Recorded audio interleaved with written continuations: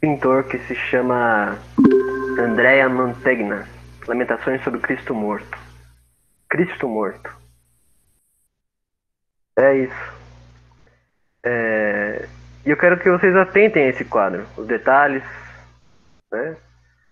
No canto esquerdo parece que há duas mulheres chorando. Os membros estão furados pelas cruzes. Vejam os detalhes da anatomia de Cristo homem morto. Cristo, Deus, que era verbo, se fez homem e morreu. Tá? Vocês estão aí comigo? Aqui eu só tô vendo uma pessoa na. Ah, vocês estão vendo pela tela, né? E eu vou fazer uma provocação. Vou ler uma poesia de Fernando Pessoa, poemas de Alberto Caeiro, tá na obra Poética 2. É um poema que se chama Guardador de Rebanhos. E eu vou começar a ler do item 5.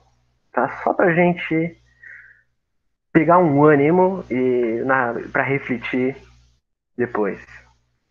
Então esse poema diz o seguinte: há bastante metafísica em não pensar em nada. O que penso eu do mundo? Sei lá o que penso do mundo. Se eu adoecesse, pensaria nisso. Que ideia tenho eu das coisas? Que opinião sobre as causas e os efeitos? Que tenho eu meditado sobre Deus e a alma? Sobre a criação do mundo? Não sei. Para mim, pensar nisso é fechar os olhos e não pensar. É correr as cortinas da minha janela. Mas ela não tem cortinas. Mistério das coisas? Sei lá o que é mistério. O único mistério é haver quem pense no mistério. Quem está ao sol e fecha os olhos, começa a não ver o que é o sol. E a pensar em muitas coisas cheias de calor, mas abre os olhos e vê o sol. E já não pode pensar em nada, porque a luz do sol vale mais que os pensamentos. De todos os filósofos e de todos os poetas, a luz do sol não sabe o que faz. É por isso que terra e é comum e boa. Metafísica? Que metafísica tem aquelas árvores? A de serem verdes e copadas e de terem ramos, de dar fruto na sua hora, que não nos faz pensar. A nós, que não sabemos dar por elas, mas que melhor metafísica que a delas, que é a de não saber para que vivem, nem saber o que não sabem. Constituição íntima das coisas, sentido íntimo do universo. Tudo isso é falso. Tudo isso não quer dizer nada. É incrível que se possa pensar em coisas dessas. Como pensar em razões e fins quando o começo da manhã está raiando e pelos lados das árvores um vastroso vai perdendo a escuridão?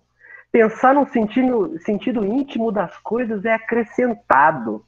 Como pensar na saúde ou levar um copo à água das fontes. O único sentido íntimo das coisas é ela não terem sentido nenhum. Não acredito em Deus porque nunca o vi. Se ele quisesse que eu acreditasse nele, sem dúvida viria falar comigo e entraria pela minha porta dentro dizendo-me: aqui estou. Isso é talvez ridículo aos ouvidos de quem, por não saber o que olhar para as coisas, não compreende quem fala delas, com o modo de falar que reparar para elas ensina. Mas se Deus é as flores, as árvores, os montes, o sol e o luar, então acredito nele. Então acredito nele a toda hora. E minha vida é toda uma oração e uma missa, uma comunhão com os olhos e com os ouvidos. Mas se Deus é as árvores, as flores, os montes, o luar e o sol, por que eu chamo Deus? Porque as árvores, os montes, o, luar, o sol e o luar, porque se ele se fez para eu o ver, luar, sol, luar, flores, árvores e montes, se ele me aparece como sendo árvores, montes e luares, sol e flores, é que ele quer que eu o conheça como árvores, montes, flores, luares, sol. É por isso que eu obedeço-lhe. Que mais sei eu de Deus que Deus de si próprio? Obedeço-lhe a viver espontaneamente, como quem abre os olhos e vê. E chamo-lhe luar e sol e flores, e árvores e montes. E amo sem pensar nele, e penso-o vendo e ouvindo. E ando com ele a toda hora. Pensar em Deus é Deus obedecer a Deus, porque Deus quis que não conhecêssemos. Por isso, se não nos mostrou, sejamos simples e calmos, como ragatos e as árvores. Deus amar-nos-á, fazendo de nós belos como as árvores e os regatos, e dar-nos-á o verdor da sua presença. É um rio aonde ir ter quando acabemos. De minha aldeia, vejo quando da terra se pode ver do universo. Por isso a minha aldeia é tão grande como outra terra qualquer, porque eu sou do tamanho que vejo, e não do tamanho da minha altura. E aí, passando um pouco adiante, no trecho 9 ele diz: Sou um guardadão de rebanhos. O rebanho é os meus pensamentos. Os meus pensamentos são todos sensações. Penso com os olhos e com os ouvidos, e com as mãos e os pés, e com o nariz e a boca. Pensar numa flor é vê-la e cheirá-la. É como comer um fruto, saber-lhe o sentido. Por isso, quando num dia de calor me sinto triste de gozá-lo tanto, deito-me ao comprido na erva, fecho os olhos quentes, sinto todo o meu corpo deitado na realidade, sei a verdade e sou feliz.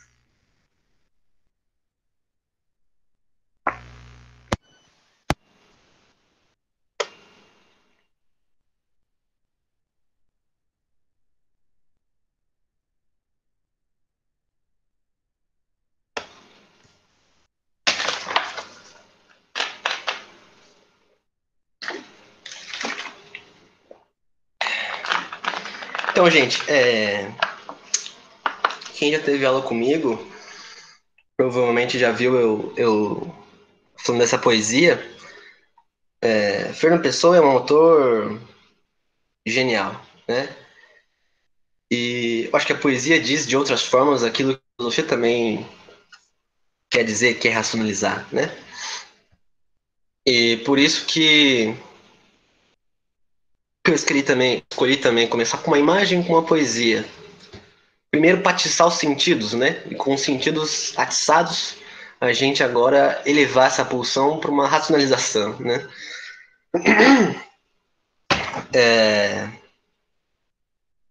E por que dessa imagem, né? Essa imagem é de um autor barroco, do Renascimento, e eu acho que representa um pouco da reflexão que eu quero traçar aqui. O que é conhecer? O que é chamar as coisas de árvores, sol, luar, aquelas coisas que ele diz, né? Como conectar aquilo que está fora de nós com as palavras, com o sentido, né? E dar sentido às coisas, né? Será que faz sentido eu pressupor e argumentar sobre um sentido íntimo das coisas, né? Uma constituição íntima do universo, e dizer que a nossa história, a nossa vida tem um sentido predado, né? Que sentido tem a força surda da natureza, né? Isso me parece estar representado nessa obra de arte, né? É o processo justamente do estudo da dotomia, ou seja, da corporificação do espiritual, da transformação do espiritual em material. E aí a transformação definitiva que não pode voltar atrás. Eu acho que a leitura do Nietzsche dá para fazer uma metáfora com as duas pílulas que tem no Matrix, né? Uma, você volta para trás, não morde a maçã do conhecimento, não suspeita, não pega a moral, não pega a ciência e não faz perguntas incômodas. E vive a sua vida sem reflexão. O convite de hoje, a convite de todos os dias da aula de filosofia, todas as aulas de filosofia são um convite para isso, é saber aonde o coelho vai. E até as últimas consequências, fazer as perguntas incômodas, é explorar aquilo que ainda não foi explorado, é fazer as perguntas que parecem óbvias, é desnaturalizar aquilo que parece que sempre foi óbvio, é questionar aquilo que é hegemônico Mas ainda assim, há uma desconfiança que ninguém tem a coragem de trazer. Sabe aquele climão na mesa? Em que ninguém quer falar, tem como que é aquela expressão, né? Tem um elefante na sala, ninguém quer pontuar. O exercício da filosofia é cotidianamente apontar para esse elefante na sala, né? E a provocação de hoje não é uma provocação reativa, é apenas de convidar a mostrar essa reflexão que o Nietzsche faz, né? Deus está morto, né? E nós os matamos, né? Todos vocês têm mãos cheias de sangue. Não foi Nietzsche o que matou, né? Talvez a morte tenha começado com Kant, e é o que eu vou tentar mostrar hoje. Mas a morte se dá com um processo também que tem no Weber, que é a racionalização da vida, né? A partir do momento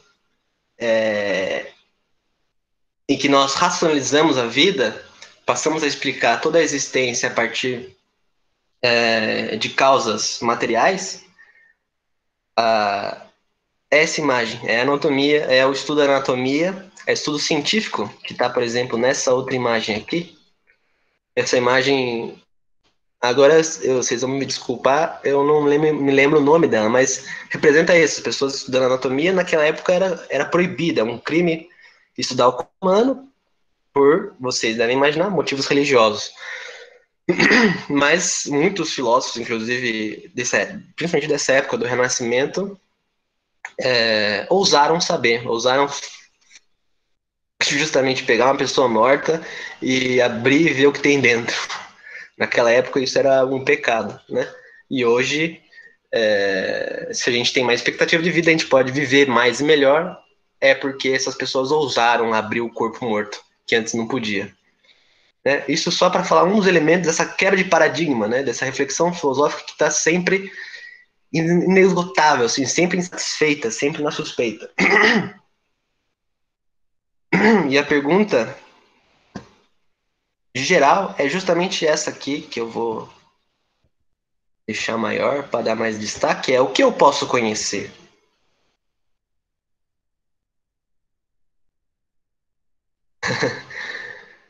O que eu posso conhecer? Né? O que realmente é possível fazer ciência? E que gera outros problemas, né? Que é o problema da natureza humana, é o problema do conhecimento, né? Como que se conhece, qual é o método que se conhece? E que vai gerar, se eu conseguir demonstrar hoje em Nietzsche, o fim da metafísica, né? Que foi a maneira pela qual os filósofos conseguiram articular seus conhecimentos, né? A ciência máxima era a teologia, até durante séculos, mas sobretudo a metafísica, né? O Kant vai chamá-la de a patrona, né? A patrona, a rainha, que começa a perder o seu trono. Gente, tudo bem até aqui? Estão me vendo bem? Tá dando para ver as coisas aí?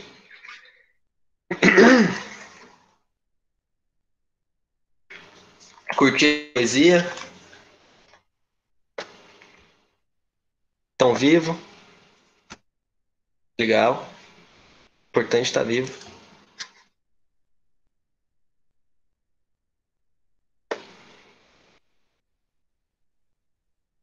Robson ligou a câmera? Quer falar alguma coisa? Não? Tá dando risada com a minha. Eu tô aprontando. Vamos então tentar reconstruir o problema que a gente quer reconstruir. Eu quero falar com vocês sobre a filosofia moderna, né? E eu usei todo esse estímulo, né? Agora vamos ver se eu consigo entregar aquilo que eu prometi, que é o grande desafio de hoje. Como se dá o conhecimento? O que eu posso conhecer? Qual é a origem das minhas ideias? Se convencionou a contar que a origem da filosofia moderna se dá com René Descartes, né? Aquele mesmo do plano cartesiano, que na matemática a gente sofre tanto. Mas na filosofia ele é um cara bacana. que ele escreveu duas obras que está na última linha, né? As Meditações Metafísicas e o Discurso do Método. De modo bem assim rápido, né?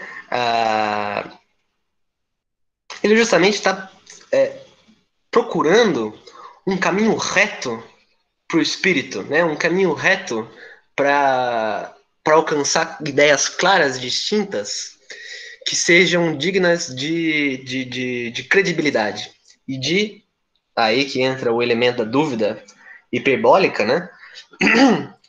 Aqui a gente tem uma situação diferente dos outros jornadas, que eu sou ao mesmo tempo professor de vocês, né? Então, não se preocupem que eu vou também explicar mais tintim suas aulas, né? Quando a gente estiver nesse período. Mas, assim, só para a gente conseguir construir o raciocínio que eu quero mostrar para vocês hoje, essa questão que a gente chama de teoria do conhecimento, né? Essa área da filosofia é um pouco da ideia geral temática, que a teoria do conhecimento é a questão, digamos assim, central. Como se dá o conhecimento? Me parece que o tom, sobretudo, digamos o discurso do método como das metafísicas, o, o Descartes vai colocar uma desconfiança justamente nas bases que já existem, né? Ele vai colocar, como posso dizer, ele justamente vai perguntar sobre aquilo, sobre uma ideia clara e distinta que é indubitável, né? Que não se pode duvidar. E ele já percebe, né? Ele começa na metafísica, a gente vai ver, ele começa por abandonar tudo que é dubitável, tudo que tem um menor grau de dúvida, né? Para achar uma ideia clara e distinta, né? Assim, cortando toda o caminho que ele faz para isso, ele vai desaguar no cogito ergo sum, que é o penso logo existo. A ideia de que o conhecimento, para construir toda a ideia de conhecimento, ele precisa estar apoiado no que ele chamou de o ponto de Arquimedes. Né? Arquimedes, aquele filósofo que descobriu que a proporção da água lá com o volume do ouro, do bronze, fez aquele experimento de tentar conseguir diferenciar pelo volume da água o que era ouro, o que era ouro de tolos, né, etc. Enfim, só para mostrar a questão da mecânica, né, que com um ponto fixo ele conseguiria erguer todo mundo. Era metáfora para dizer, com um ponto fixo no conhecimento eu consigo fazer uma ciência segura, uma ciência digna do seu nome, né, uma ciência segura, né, certeira, uma ciência, enfim, todos os atributos que vocês podem dar para uma coisa, para uma ideia, para um fato necessário, necessário universal, palavras do Kant, né? E ele acha o primeiro conhecimento a, a consciência de que para duvidar eu preciso antes existir como ser pensante, né? Então a primeira ideia clara e distinta é que penso logo existo. Isso quer dizer, se existo como ser pensante, se eu posso duvidar da minha própria existência, antes eu preciso existir. Grosso modo, falando aqui o mais rápido que eu puder, a coisa vai por aí. E isso dá a ideia de que existe um corpo e uma mente. Né? E aí entra no que eu quero conversar com vocês, que qual é o método, justamente, para adquirir conhecimento, para eu saber sobre coisas novas, né? Se por um lado, e sobretudo essa segunda pergunta aqui, quais são a origem das minhas ideias? Como começa o conhecimento, né? Como se dá o conhecimento, mas como ele começa, né? Eu acho que como que eu, não sabendo de nada, eu posso saber alguma coisa e isso é claro, distinto, é indubitável, né? É ciência. Para Descartes, primeiro vem o cogito, e o cogito não é uma ideia que eu aprendo na minha vida prática. Eu aprendo através dos meus sentidos, que é o que a gente falou muito agora, né? Dos sentidos. O conhecimento não começa pelos sentidos para Descartes. Eu não começo o conhecimento admirando coisas, né? E tomando a sensação, né? Com verdade. Eu começo o conhecimento, digamos assim, com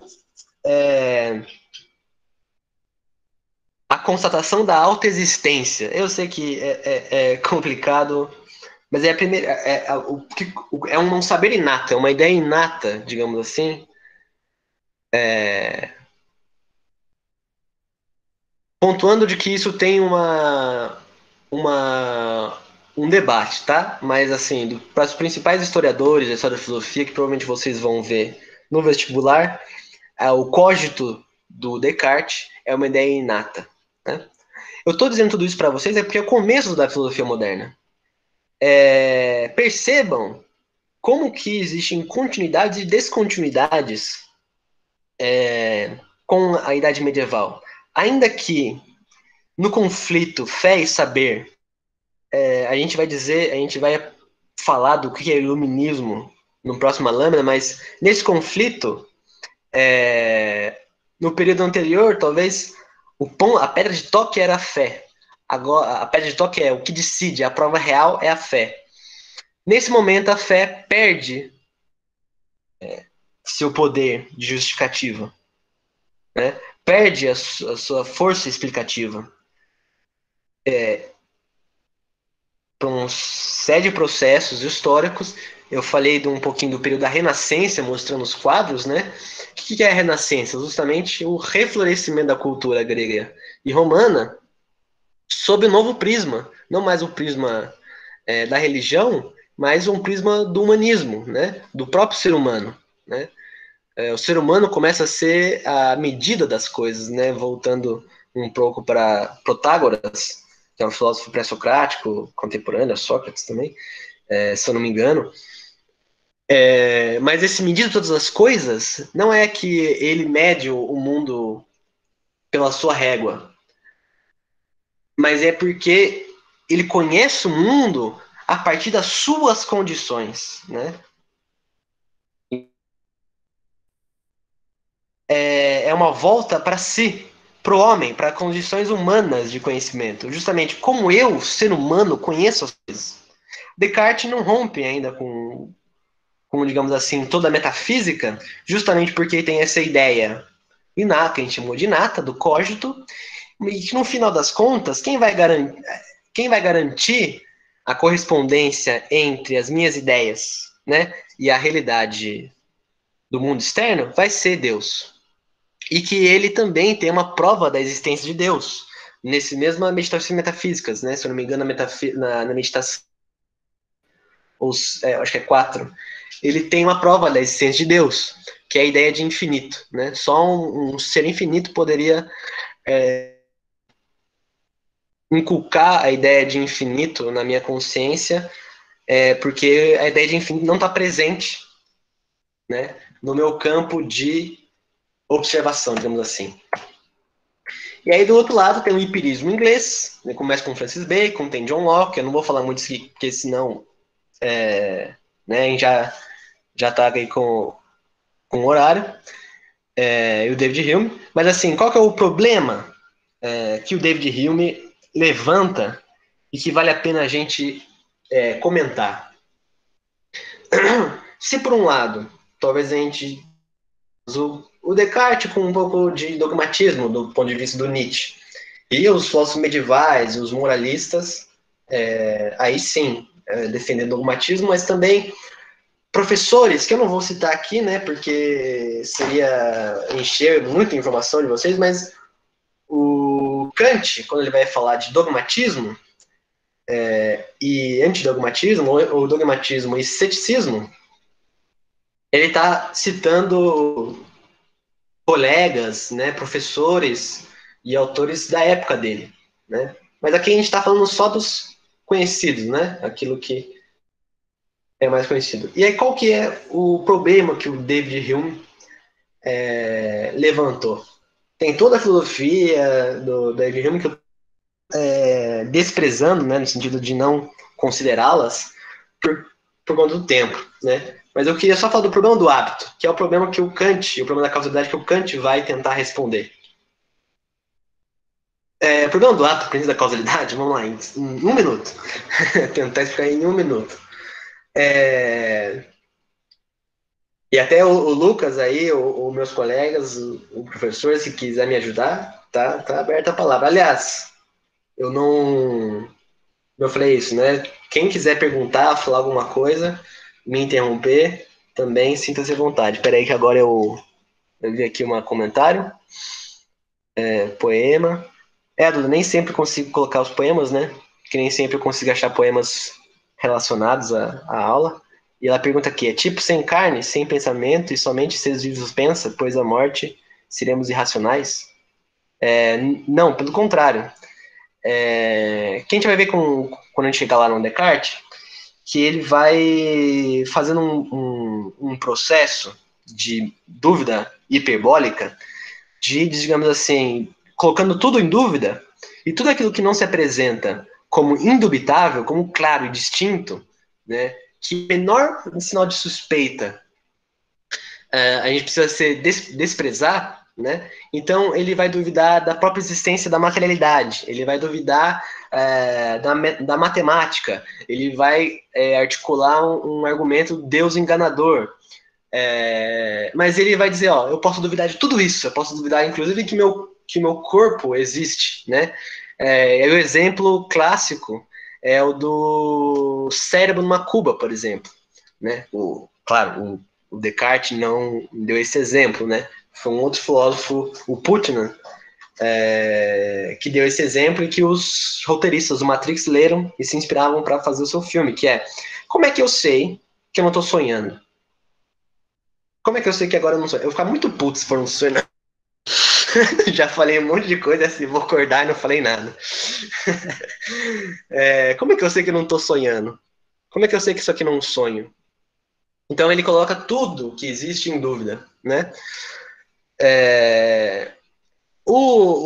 A moral da história, né, é o seguinte: tudo. Eu só não posso duvidar que eu existo. E eu não posso duvidar que eu duvido, né? Ou seja, duvidar, que é em latim cogito, né? Ele também fala pensar. Se eu penso, logo existo. Quer dizer, se eu consigo colocar tudo em dúvida, para colocar as coisas em dúvida, tem que antes existir. Então, é dizer que nós somos... O que é o dualismo? Dua significa dois, né? Duo, né? Significa dois. É corpo e mente, né? Em latim, res extensa, coisa extensa, res é coisa, né? Coisa extensa, ou seja, o corpo, a materialidade. O que é uma extensão? Isso aqui é extensão, ó. Opa, quatro não. Coloquei um ponto no chat. O ponto é uma extensão. Na matemática é um postulado. O ponto, ele é como é que fala? Um elemento de proporções desprezíveis. Mas o ponto, ele é uma extensão que existe materialmente, fora da minha mente, né? E res cogitans é coisa pensante. Eu sou uma res cogitans, eu sou uma coisa pensante. Por quê? Eu posso duvidar de tudo, inclusive que eu exista materialmente. Eu só não posso duvidar do que eu penso. Esse é o ponto. A Eduardo comenta, é tipo quando uma criança que sonha que está em um rio e faz xixi na roupa, dando na realidade ao sonho. O Descartes ele vai mobilizar esses argumentos, inclusive, para fortalecer a sua argumentação, né? De que o sonho ele é tão real quanto a realidade, né? Quando a gente está em vigília. Para isso no processo muito próprio das meditações, que a gente vai chamar de heurístico, tá? Desculpem se tudo não ficar claro, não tem problema não entender, tá bom? Não vai ficar claro, não vai ficar tudo claro. E é importante que a incompreensão incomode vocês e estimule vocês a continuar pensando. Mas se vocês não entenderem zero, aí temos um problema. Mas se vocês não entenderem uma boa parte, é normal, tá? É bem normal. Eu posso apostar que o professor, que está aqui, vai em palestras. É que tudo bem que a gente está fazendo uma crítica à academia, né? Mas ele vai em palestras e também não fica claro as coisas, né? E a gente sai da palestra e fala, nossa, foi muito bom, né? Não sei o quê. E quando a gente entende, ele fala o contrário. Putz, estava meio ruim, entendi tudo, né? Estranho isso. Enfim, aquelas piadinhas. Só para como que fala? Consolar vocês se existir uma incompreensão. O que não pode ser uma incompreensão que paralisante, tá? Ou uma total incompreensão. Aí é problemático. Mas a compreensãozinha é bom. Mas voltando ao problema do Hume. Qual é o problema do Hume? Ele vai, assim, fazendo um raciocínio rápido. Ele vai dizer que o centro da ciência, talvez os princípios mais elementares, é o princípio de causalidade. Pela ideia de causa e efeito e de nexo causal, ou seja, lembram de Aristóteles, né? As 4 causas, né? Uma coisa imprime a outra, uma coisa. Como posso explicar? É uma força, uma causa, uma força que gera uma outra coisa, digamos assim. E aí tem muitas reflexões que é possível fazer de que uma coisa só se movimenta quando existe uma força externa, né? Então, a bola de bilhar, né? Ela só se movimenta porque uma coisa externa acerta. E aí o Hudson falaria muito melhor dessa história da física, de que começa com Aristóteles, entra em crise, começam a surgir com outros autores teorias provisórias até desencadear no que a gente hoje conhece como filosofia moderna, ciência moderna com Galileu e Newton, né, que é o experimentalismo, que esse experimentalismo, esse empirismo começa com as ideias aqui do Bacon, do Francis Bacon, do John Locke e do David Hume, né, mas que vão desembocar no Newton, no Galileu. Inclusive, o Newton, só a título de curiosidade, ele tem várias cartas que são muito importantes com Leibniz, um outro filósofo, inclusive que o Leibniz ajudou a desenvolver o cálculo infinitesimal, o cálculo que o Newton inventou para dar conta do modelo físico dele, né? Inclusive o texto chama Princípios de Filosofia Matemática. Tem matemática e filosofia no meio. É alguma coisa assim. Princípio de matemática e filosofia natural. Alguma coisa assim. Se alguém souber aí, quiser me corrigir, manda bala aqui. Isso tem a ver com a morte de Deus, tá? Começa a explicar toda a natureza sem precisar de Deus, ele já está morto, né? Porque a ideia dele se torna inútil. Esse processo, como é que se dá nisso? Qual que é o princípio de causalidade? O Hume vai dizer, o moral da história é o seguinte, de que o princípio de causalidade, de que quando eu solto uma garrafa, ela cai. O exemplo que ele dá, exemplos assim, radicais, o nascer do sol. Como é que eu sei que o sol vai nascer todos os dias? Eu estou pressupondo, ou seja, o que é um pressuposto? É uma ideia dada, evidente por si mesma. Esse é a crítica do pressuposto.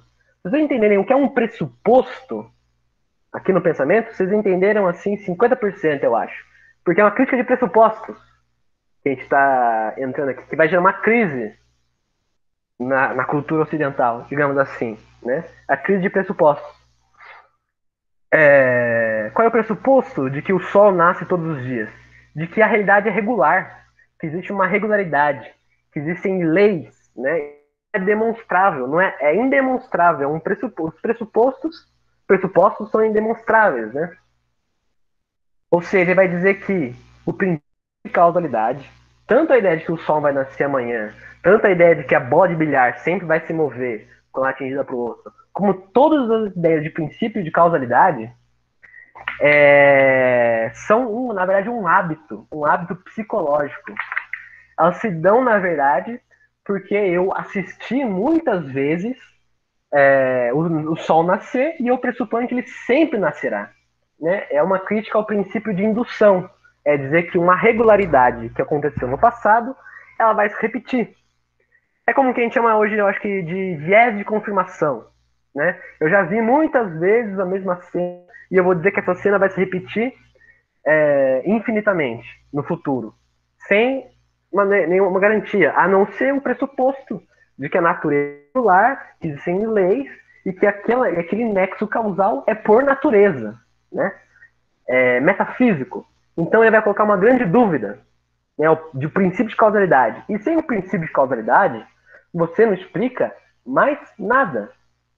Isso significa a pura irracionalidade. Dizer que não há sentido nenhum em nada. Né? É jogar fora toda a ciência, matemática, física, tudo. Sem causalidade, tudo é explicado pela causalidade. Né? Qual é a causa do Covid-19? A causa é a SARS-CoV-2, é a causa para qual efeito é a Covid-19. Covid-19 é a doença, SARS-CoV-2 é o vírus que é a causa. Sem o princípio um nexo de causalidade, você não consegue explicar absolutamente nada. E ele coloca que o princípio de causalidade, o fundamento dele, é um hábito psicológico, que está, na verdade, na cabeça do observador e não na natureza das coisas. Isso, nosso amigo aqui, ó, o Kant, que nasceu em 1724 e 1804, lendo esse texto, provavelmente em alemão, porque ele não lia inglês, vejam só, diz que foi o despertar do sono dogmático. Ele diz isso num texto que se chama, para quem tá vendo aqui minha carinha, não vai dar pra ver, pra encontrar, né? Chama Prolegômenos a toda metafísica futura que queira se apresentar como ciência. É um palavrão, um nome gigantesco, né? Ele não fez marketing, né? Ele fez filosofia. Por isso é um nome assim.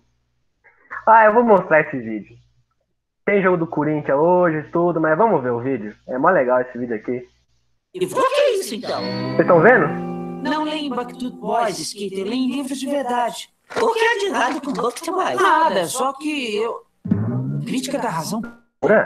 O que é isso? Só um livro bem legal. A possibilidade de Apodícticos. princípios apodícticos. O que é isso? Bem, ele usa a palavra de uma maneira peculiar aqui, porque quer demonstrar uma categoria a priori da síntese do entendimento exposto na doutrina geral do movimento. Espera, o quê? Você? Mas, naturalmente, ele supõe que a universalidade e a necessidade não podem ser alcançadas o que a priori não considera isso só forma. Vocês estão conseguindo ver? Nunca vi. E agora?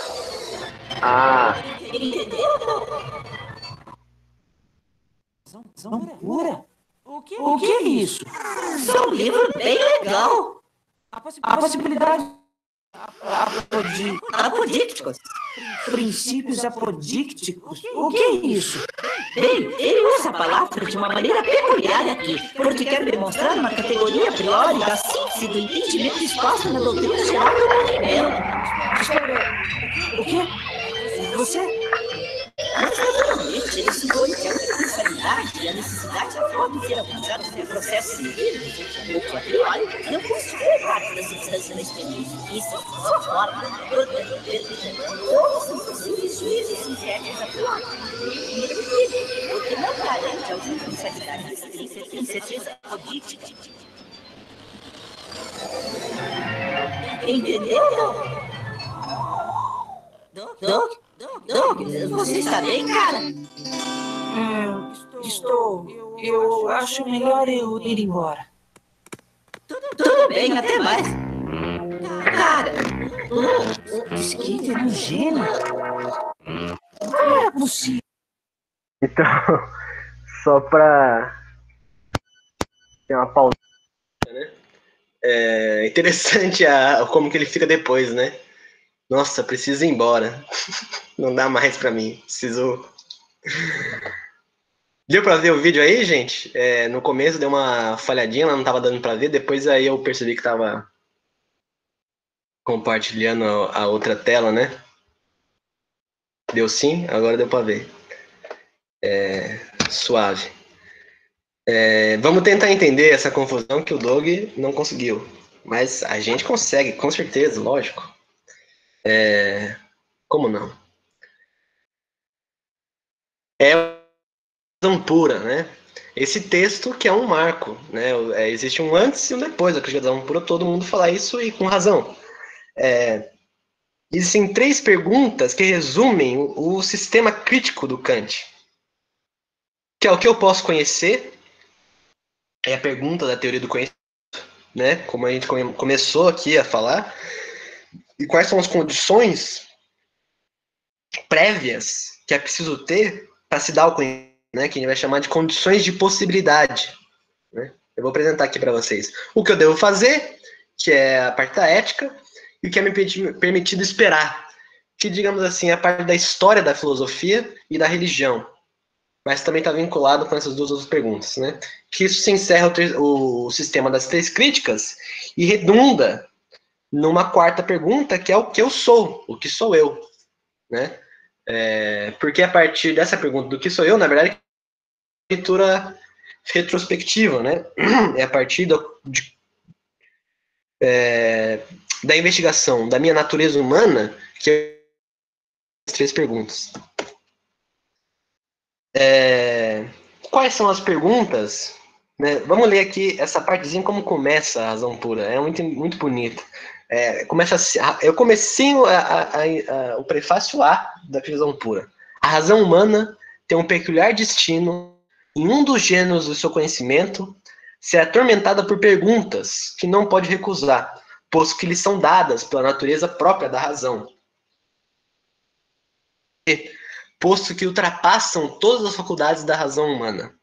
O campo de batalha dessas intermináveis querelas chama-se metafísica. O que é metafísica? O que pergunta a metafísica?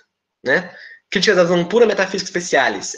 A metafísica specialis, a metafísica especial, pergunta sobre a alma, sobre o mundo, sobre Deus. Né? Pergunta, a alma é imortal? O mundo tem um começo? A história tem um sentido? Eu posso conhecer as coisas? Eu posso conhecer Deus? Ou seja, a metafísica pode ser ciência? A metafísica, essas perguntas podem ter respostas científicas, um estatuto científico? Né? E aí, a resposta, digamos assim, que eu vou tentar explicar é: eu só posso conhecer aquilo que está no espaço e no tempo, o fenômeno, aquilo que me aparece. Como é que é isso? Né? Então, essa formulação vai ser a formulação que o Kant vai pensar. A metafísica é possível como ciência? O estatuto da metafísica pode ser científico? Metafísica. De novo, a alma imortal? O mundo tem um começo? A história tem um sentido? Eu posso conhecer as coisas? Eu posso conhecer Deus? E também, por exemplo, sobre o que ele vai chamar de númenon, que é a coisa em si.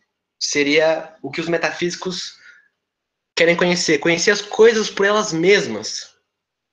É um pouco do que a gente viu na poesia, né? Que esse acesso direto, assim, sem nenhuma mediação, como se a nossa ideia das coisas fossem as coisas mesmas, assim, fossem coincidentes. E não que, na verdade, se algo entra a minha subjetividade, as minhas faculdades intelectuais, entra, digamos assim, as minhas,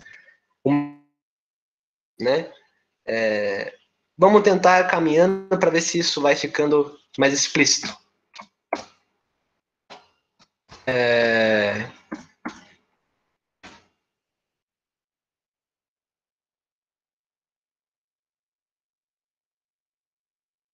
Eu acho que tá aqui. Alguém tem alguma pergunta? Eu acho que eu ouvi alguma coisinha. Não?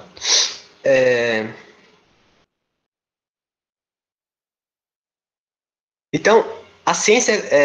aí, como que o Kant vai tentar responder isso? Né? A ciência, a metafísica possível como ciência, para responder essa pergunta, claro, é preciso dizer o que é a ciência. E aí está nessa última linha. Né? A ciência é composta por juízos sintéticos a priori. E aí, então a pergunta vira: como são possíveis juízos sintéticos a priori? A metafísica é formada por juízos sintéticos a priori? Né? Então, vejam a cadeia de pensamento. A pergunta é: a alma imortal, eu posso conhecer Deus, Deus pode vir aqui aparecer em minha porta e dizer, aqui estou. Isso se redunda numa pergunta, o que é ciência? E aí dizer, a ciência é formada por juízos sintéticos a priori. O que são juízos sintéticos a priori? Juízos sintéticos a priori. Né? E como são possíveis fazer esse juízo? Saber sobre juízos, e aí, por final das contas, dizer, a metafísica, essas perguntas, podem ser respondidas através por juízos sintéticos a priori. E, finalmente, depois de séculos, atingiu o grau, o caminho seguro de uma ciência, do qual a metafísica, as respostas nunca mais serão tateadas às cegas, nunca mais será questão de opinião, nunca mais será uma batalha infrutífera.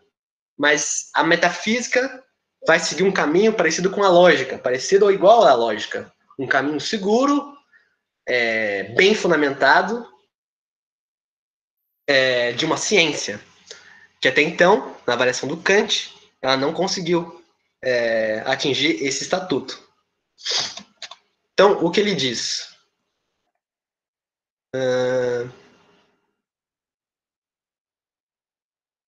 Vamos ler aqui. Já atingimos a hora das 8 horas, né? Sabia que não ia dar tempo.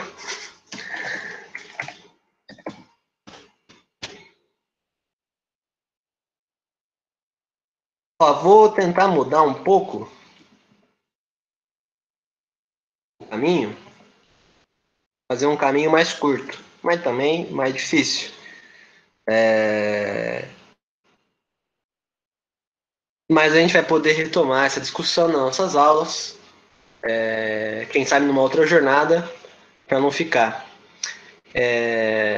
O pessoal me pediu para eu ter esse momento de parada, né? É difícil ter esse momento de parada. Mas está mais ou menos claro essa questão geral do problema.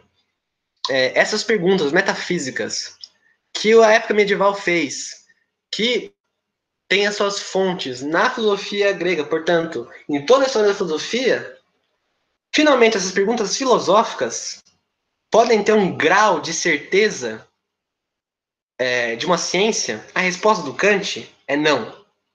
Por que não? Porque Deus não pode vir em minha porta e dizer aqui estou, porque Deus não está no tempo e no espaço. A ideia de alma não está no tempo e não está no espaço. Isso quer dizer, não me aparece, não é objeto da minha experiência. Eu vou ler essa lâmina aqui. Na solução do problema acima está compreendida ao mesmo tempo a possibilidade do uso puro da razão, na fundamentação e no desenvolvimento de todas as ciências que contêm um conhecimento teórico dos objetos. Isto é, a resposta às seguintes questões. Como é possível a matemática pura? Como é possível a ciência pura da natureza?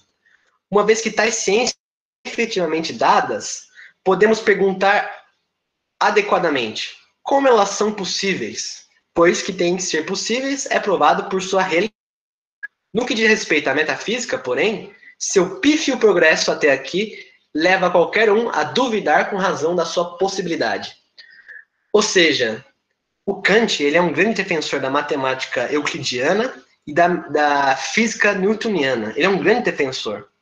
A gente poderia dizer, com algum grau de imprecisão, que ele dá fundamentos metafísicos, digamos assim, ou pelo menos fundamentos de filosofia transcendental para matemática e para física. Sobretudo dizer o seguinte, de que a causalidade não é um princípio que eu aprendo na experiência. Eu posso pegar esse café, não sei se vocês estão vendo aí, e derrubar em mim, e eu vou saber que vai cair em mim. E eu não preciso derrubá-lo para saber. Eu sei que o sol vai nascer, a não ser que aconteça um evento super extraordinário, eu sei que ele vai saber, porque o princípio de causalidade é um princípio a priori. É um princípio que eu consigo chegá-lo a priori. Né? O que é um juízo sintético a priori? Falando assim, em 1 minuto. Existem 2 tipos de juízos. Fácil. É coisa simples. Juízos analíticos é como a coisa o corpo é extenso, ou seja, o sujeito corpo e o atributo extenso. O atributo extenso não é uma ampliação do conceito de corpo, porque um corpo, como eu já falei, o res extensa, por definição, o corpo é por definição uma coisa extensa. Então eu estou, na verdade, decompondo, né? Então vocês podem pensar em infinitos exemplos de que eu estou decompondo um sujeito, mas eu não estou aprendendo nada, não estou fazendo ciência, não estou descobrindo mais nada, só estou evidenciando, explicitando melhor o meu sujeito. E é sempre a priori. O que é a priori e o que é posteriori? Vocês devem ver essa palavra por aí. A priori é um conceito, e a posteriori é um conceito lógico, que significa antes da experiência. Experiência é a minha relação com os meus sentidos externos, por isso eu falei tanto dos sentidos. A origem das minhas ideias está nos meus sentidos, ou seja, tudo que eu tenho origem é através dos meus sentidos, ou o meu conhecimento começa inatamente. Eu já venho com alguma coisa inata. O Kant vai dizer que vai ter uma outra saída que vai ser Alguns dizem que é a solução desses dois conflitos, alguns dizem que é a síntese desses dois conflitos. É dizer o seguinte: sempre que eu tenho um objeto da experiência, ele sempre vai se dar no tempo e no espaço. Imaginem se eu tirar todos os elementos, as cores, os sabores, né, a forma. Se eu eliminar tudo, o que vai ficar é o tempo e o espaço. Então, se o tempo e o espaço está presente em qualquer objeto da minha percepção, o Kant vai dizer que o tempo e o espaço, na verdade, não estão nos objetos. Os objetos, eles não possuem o espaço neles mesmos. Eles eles não apreendem o tempo neles mesmos. O tempo e espaço são condições de possibilidade da sensibilidade. Esse é o palavrão kantiano. O tempo e espaço são atributos da minha mente. A minha mente coloca tudo sempre no tempo e no espaço, ou seja, existe uma espacialidade, as coisas ocupam um lugar no espaço, e existe uma temporalidade, ou seja, uma sucessão, ou uma simultaneidade, né? Ou seja, tudo que eu tiver acesso sempre vai ocupar um lugar no espaço e no tempo. Ou seja, a alma, Deus, não estão no espaço nem no tempo. E por isso eu não posso fazer ciência sobre elas, porque eu só posso fazer ciência aquilo que que está no espaço e no tempo. Mas como que se dá aí a matemática pura, que eu não preciso, para fazer 100 vezes 1000, eu não preciso pegar 100 coisinhas e fazer vezes 1000 e pegar coisas materiais e reproduzir. Não, eu posso fazer representações puras na minha própria mente. Ou seja, isso que a gente vai chamar de idealismo transcendental. O tempo e espaço são condições a priori da minha mente. Só para fazer um texto de curiosidade, tempo e espaço soa uma coisa familiar, parece que um tal de Einstein propôs uma outra solução, exatamente isso. O Einstein propôs uma outra relação tempo e espaço. Aí eu não vou saber explicar, porque aí é uma coisa realmente complicada, mas é como se o tempo e o espaço ele tivesse materializado, né? E as massas, elas ocupam um lugar no tempo e espaço e distorcem a camada do tempo. Aí a coisa complica para o meu lado. O que o Kant está dizendo é que existe... a minha mente, ela sempre ativa, digamos assim, esses elementos em qualquer conhecimento. E por isso que são possíveis eu, por exemplo, dizer que o copo sempre vai cair quando eu soltar ele do chão. Porque isso é uma percepção a priori. É uma percepção que vem desses elementos que estão presentes em qualquer representação, que vem do tempo e espaço, que é uma intenção pura, sensível.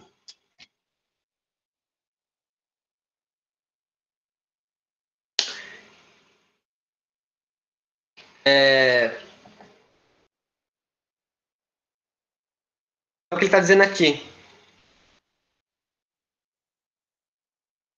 E meu tempo já estourou para lá de coisa, né? Que o Kant está investigando o ponto de vista humano de conhecer os objetos, o qual não pressupõe Deus, nem intuição inteligível, que é o conhecimento da coisa em si, aquela verdade indubitável, aquele acesso na essência da coisa, que em partes o Tomás de Aquino, com seu realismo moderado, acreditava e que estava possível no Aristóteles. Não tem mais isso. O que eu conheço são os fenômenos. É o resultado da afetação dos objetos sobre mim. Então eu sou afetado pelos objetos e eu coloco dentro da minha mente, no tempo e no espaço, e organizo esses objetos. E há sempre formas necessárias que representam.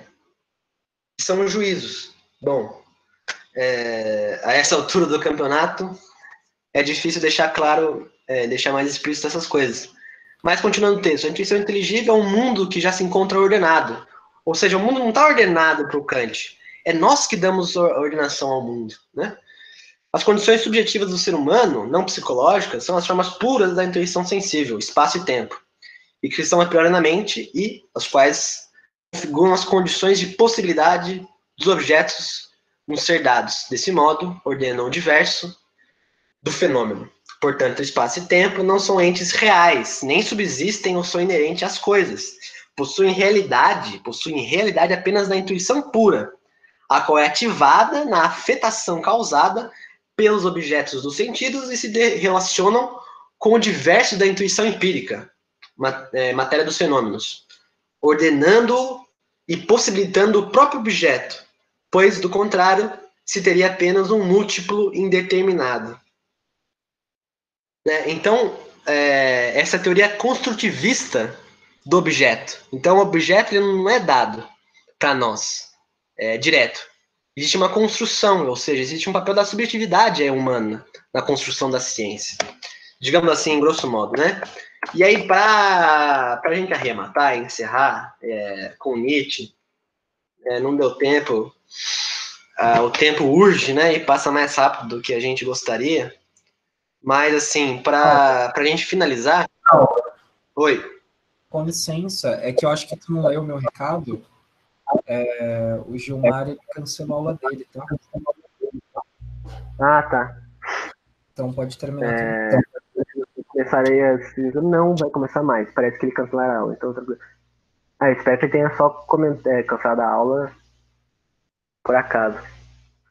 Foi por acaso. Ah, tá. Não, tudo bem. É que também é complicado só jogar um monte de coisa num espaço curtinho de tempo, né? Antiproducente. Mas assim, a entrega saiu bem pior que a encomenda, né? Mas só pra gente finalizar, com o Nietzsche, eu tentar fazer rapidinho um comentarinho geral. O Nietzsche, para criticar essa visão do Kant, em que ele diz que não é possível fazer ciência sobre Deus, mas é possível pensar sobre Deus. E Kant, por mais que tenha fechado a porta de fazer ciência com a metafísica, porque as ideias da metafísica não estão no espaço nem no tempo, em outras obras ele vai colocar a alma imortal e a ideia de Deus como factum da razão, como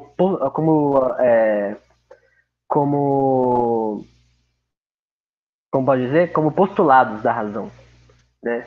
Então, se a razão pura não pode conhecer Deus, a razão prática pode colocá-lo ele como uma ficção reguladora, para falar um termo, né? Pode colocá-lo como uma ideia útil, digamos assim, no sentido prático. E estou dizendo no sentido prático, no sentido ético. E aqui prática também tem um sentido técnico, né? Que eu vou poder explicar quando a gente for falar de Kant. E aí vai ficar umas 2, 3 aulas falando de Kant, tá? Já aviso já. para eu conseguir destrinchar tudo isso que eu falei hoje bem condensado, né? E aí o Schopenhauer vai dizer, olha, o Kant, ele expulsa a teologia pela porta da frente, mas ele retoma, reconstitui a metafísica e a teologia pela porta dos fundos, depois nas outras obras. Ele fecha a porta da ciência, mas diz, não pode fazer ciência, mas pode pensá-la. Esse jogo de palavras restabelece, parece que um refluxo, para usar uma palavra que eu ouvi hoje do professor, um refluxo da ideia de Deus.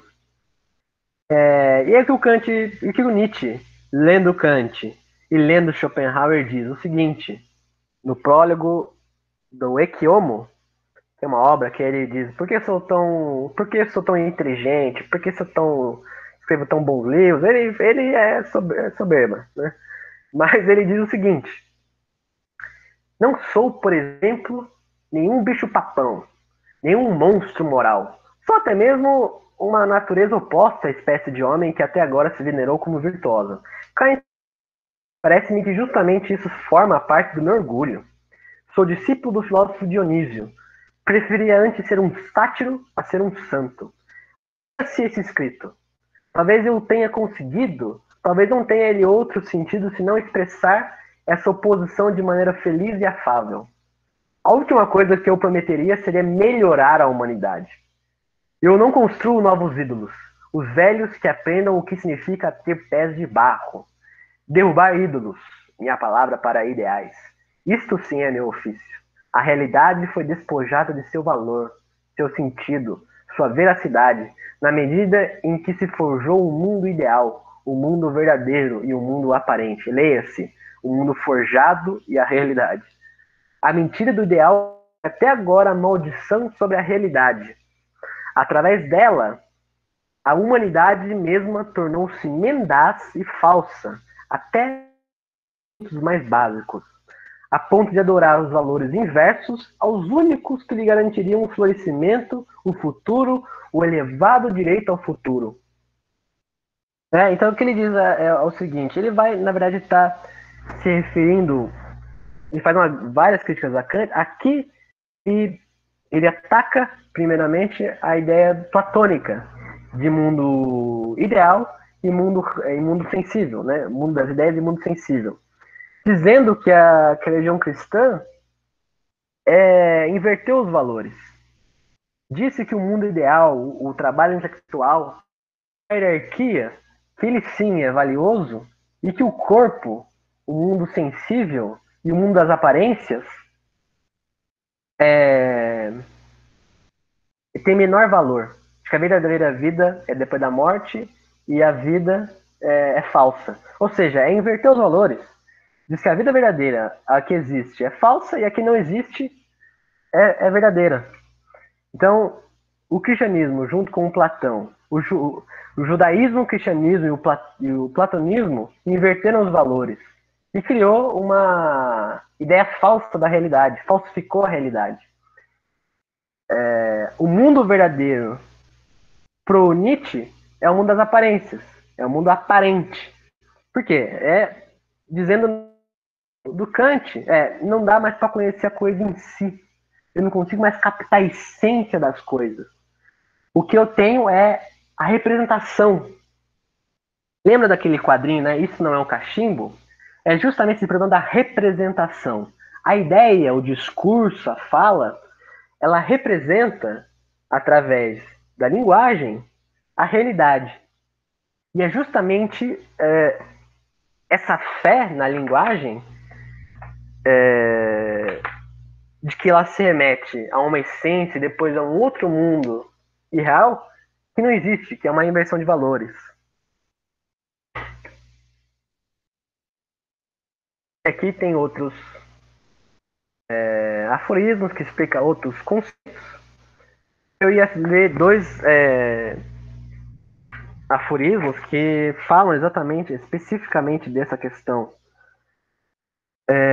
da morte de Deus e do perspectivismo.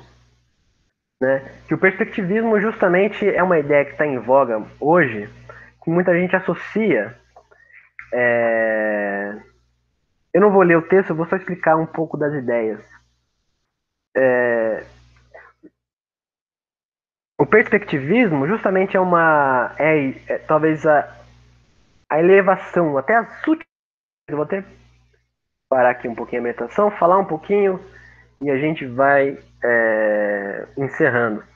Mas o perspectivismo é a ideia levada às últimas consequências de um conceito que talvez tenha surgido na Idade Média, que talvez tenha exatamente surgido na Idade Média, que existem duas verdades. Primeiro, uma verdade científica, uma verdade da fé,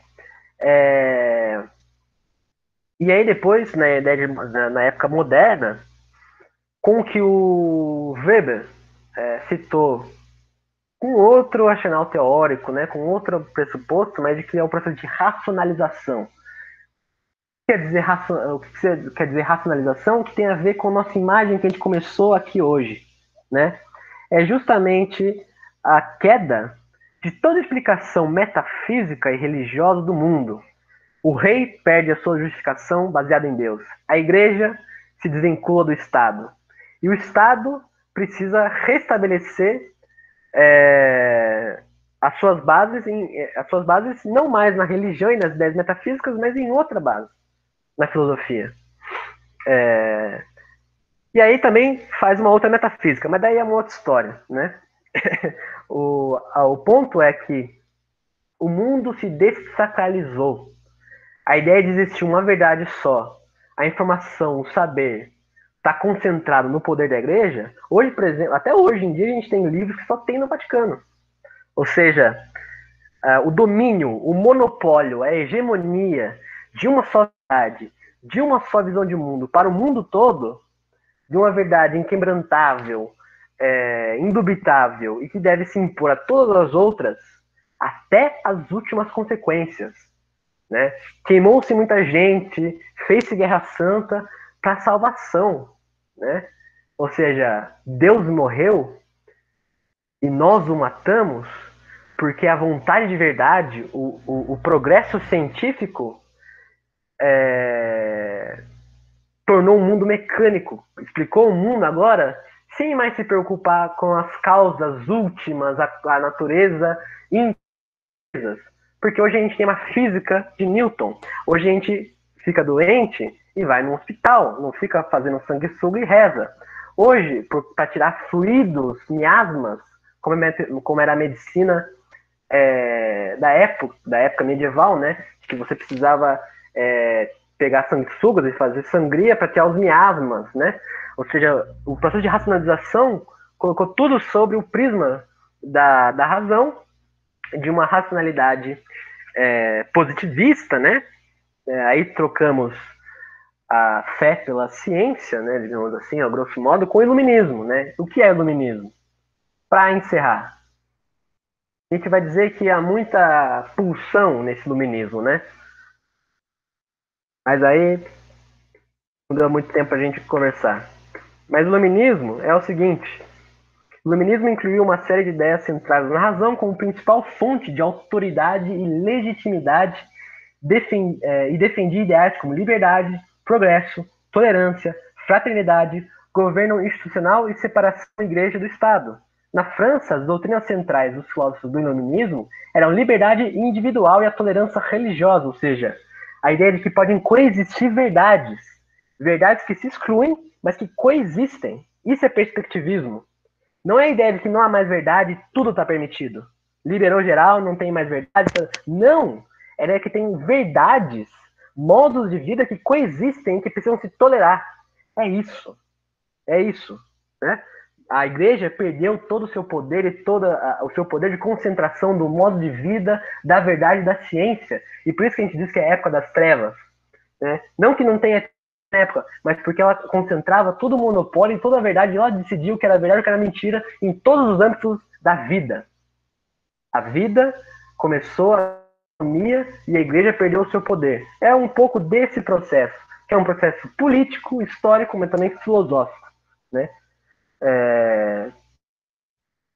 Dominismo, ideia de liberdade individual, tolerância religiosa, em oposição à monarquia absoluta e aos dogmas fixos da Igreja Católica.